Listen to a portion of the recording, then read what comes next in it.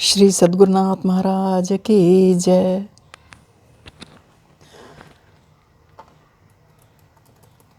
ध्यान एक संतुलित मार्ग है। हमारी दृष्टि से ध्यान एक संतुलित मार्ग है। कर्म, भक्ति अथवा ज्ञान से ध्यान श्रेष्ठतर है। सच्चाई से ध्यान करने का अर्थ है केवल ब्रह्म पर एकाग्र होना। यह अंतरंग ध्यान है। यह उच्चतम प्रकार का कर्म है जिसे मानव कर सकता है। यह ईश्वर को पाने का अत्यधिक संतुलित मार्ग है। वास्तव में देखा जाए तो यदि हम हर समय कार्य करते रहेंगे तो हम यंत्रवत बन सकते हैं। एक मशीन, एक रोबोट, हम यंत्रवत बन सकते हैं और अपने कर्तव्यों की व्यस्तता में ईश्वर को भूल सकते हैं। और यदि उन्हें केवल विवेक द्वारा खोजें तो भी हम उन्हें असंख्य तर्कों वितर्कों की भूल भुलैया में खो देंगे। और यदि हम केवल ईश्वर की भक्ति करते हैं तो हमारा विकास मात्र भावनात्मक हो सकता है। भक्ति भावना से होती है ना, हृदय की भावना से होती है। परंतु ध्यान इन सब पद्धतियों को संयुक्त और संतुलित करता है। केवल प्रभु के लिए कार्य करें, भोजन करें, चलें, हंसते रहें और ध्यान करें। जीने की यही सर्वोत्तम नीति है। इस प्रकार उनके लिए सेवा करके, उनसे प्रेम करके और उनके साथ वार्तालाप करके हम वास्तव में प्रसन्न रहेंगे। वार्तालाप किया जाता है भगवान से। आपने कभी किया है? करके देखिए। हम प्रसन्न रहेंगे, हमेशा खुश रहेंगे। जब तक हम अपनी इच्छाओं और भौतिक शरीर की कमज़ोरियों को अपने विचारों और कार्यों पर नियंत्रण करने देंगे तब तक हम उन्हें नहीं पा सकेंगे। सदा अपने शरीर के स्वामी बने रहने का प्रयत्न करें। जब हम मंदिर या चर्च में बैठते हैं तो हो सकता है कुछ भक्ति और कुछ विवेकशील ज्ञान का अनुभव करें, परंतु वह पर्याप्त नहीं है।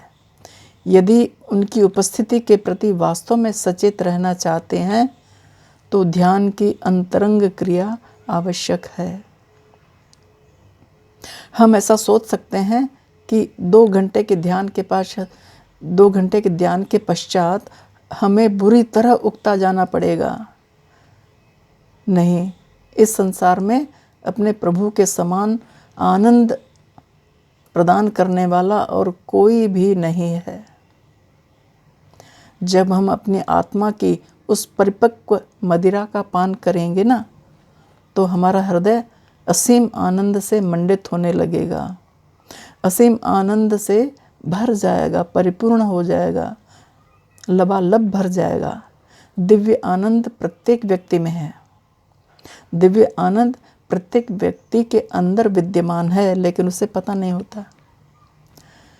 कोयले और हीरे पर सूर्य का प्रकाश एक समान चमकता है ना, एक समान पड़ता है ना सूर्य का प्रकाश, परंतु हीरा प्रकाश को परावर्तित कर देता है। ऐसे ही पारदर्शी हमारा मन है। जो ब्रह्म को जानते हैं वे मन को परावर्तित करते हैं। इस प्रकार ध्यान की अंतरंग क्रिया में हम ईश्वर को जानने के रहस्य का समाधान पाते हैं। हम जो कुछ करते हैं उसके लिए हम दोषी नहीं हैं, बल्कि हम जो कुछ नहीं करते हैं उसके लिए हम दोषी हैं।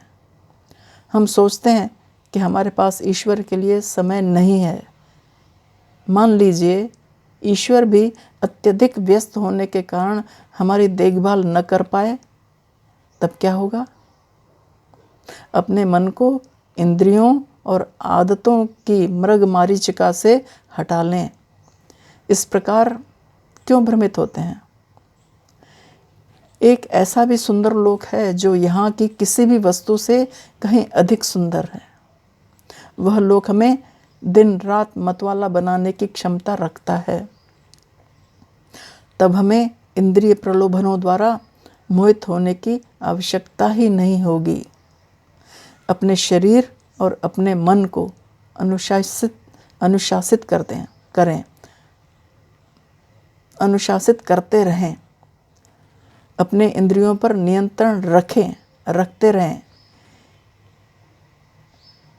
तथा ईश्वर को ढूंढ लें, तभी ईश्वर प्राप्त हो सकते हैं।